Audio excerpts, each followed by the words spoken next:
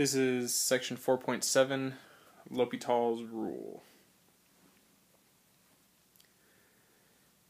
If the limit of f of x as x approaches a is equal to the limit of g of x as x approaches a, and both of these are equal to 0, then in cases where you're taking the limit of f of x over g of x, where f of x and g of x are any two functions, then that is equal to the limit as x approaches a of the first derivative of f of x over the first derivative of g of x.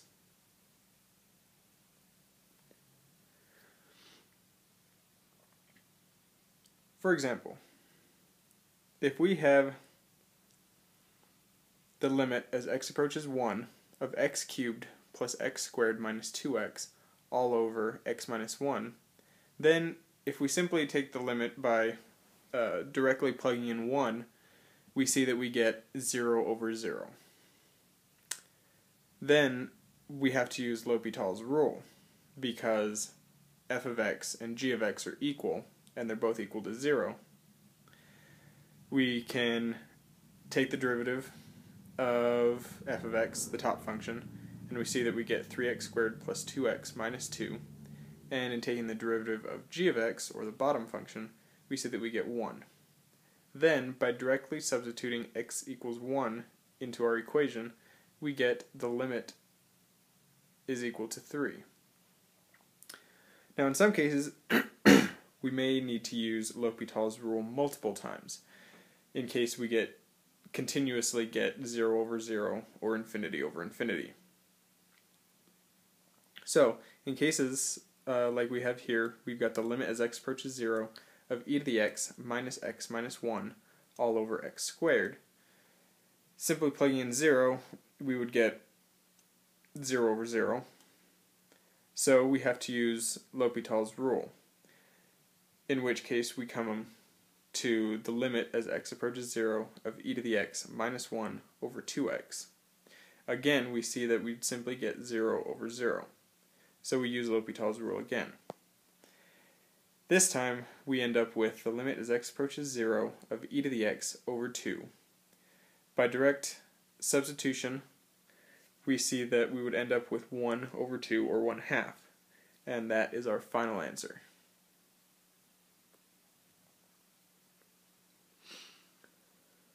Using L'Hopital's rules for the indeterminate form of infinity over infinity.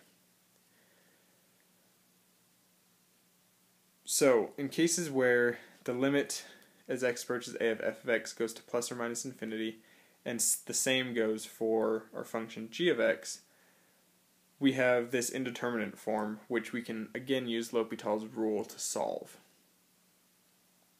For example, if we have the limit as x approaches infinity of 4x cubed minus 6x squared plus 1 all over 2x cubed minus 10x plus 3, by substitution, or directly plugging it in, we get infinity over infinity. So using L'Hopital's rule, we end up with the limit as x approaches infinity of 12x squared minus 12x all over 6x squared minus 10. This again gives us infinity over infinity. We end up having to use L'Hopital's rule twice more before we've come up with a final answer, where the limit as x approaches infinity of 24 over 12 is equal to 2.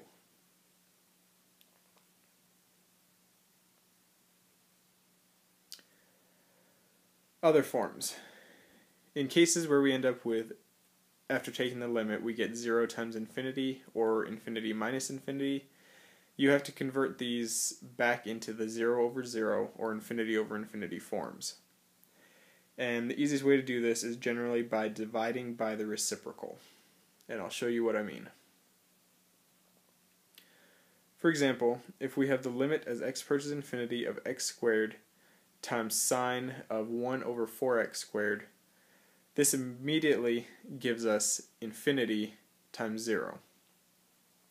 However, if we divide by the reciprocal of x squared, we technically haven't changed the formula at all, but we end up with the limit as x approaches infinity of sine of 1 over 4x squared over 1 over x squared, which is in the form 0 over 0. This we can solve with L'Hopital's rule.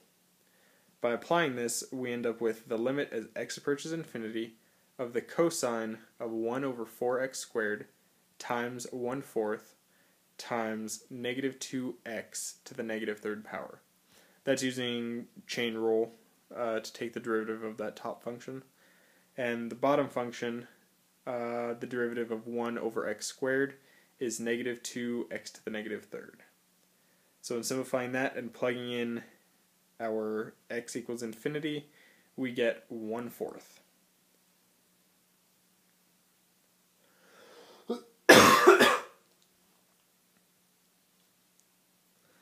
So for the form infinity minus infinity, this form requires a little bit of algebraic manipulation.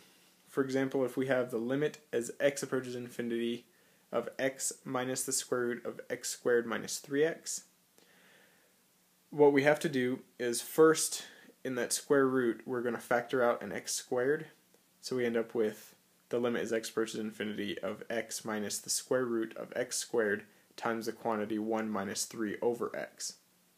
Now we have that 3 over x because in factoring out the x squared, originally all we had was 3x. So you end up having to divide by the extra x in order to not change your original function. So in that step, after that step, you can take the square root of the x squared that you factored out and then pull it completely outside, factor it out completely, and you get limit as x approaches infinity of x times the quantity 1 minus the square root of 1 minus 3 over x. And that's in the form now infinity times 0. In that form, we know that it's a simple algebra step to get it into a 0 over 0 or infinity over infinity form. And we know that all we have to do is divide by the reciprocal. So we take the limit as x approaches infinity of the quantity 1 minus the square root of 1 minus 3 over x, and we're going to divide by 1 over x, which is the x that we factored out in the previous step. So that leaves us in the form 0 over 0, which we can use L'Hopital's rule to solve. So there's a couple other forms that you can use L'Hopital's on, and that would be 1 to the infinity power, 0 to the 0th power, and infinity to the 0th power. So as with all L'Hopital's, you must convert these forms to 0 over 0 or infinity over infinity. For example, if we have the limit as x approaches 0 of x to the x power, simply plugging in 0, we see that we would get 0 to the 0th power. So, without changing the formula at all, we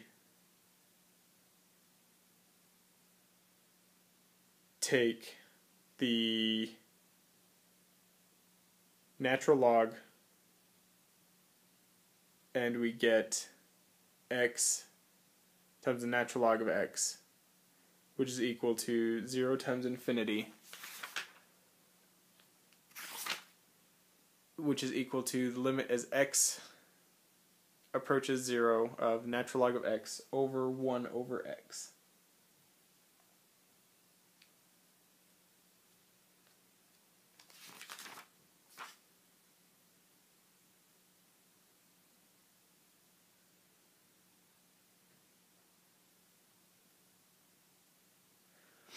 And in this case, the reason that we can do this is we know that x to the x power is equal to e to the power of x natural log of x.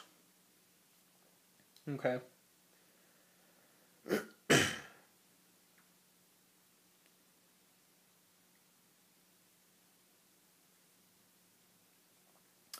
Then from here, we know that this is now equal to 0. And the second step is then to exponentiate, which means we now take the limit as x approaches 0 of x to the x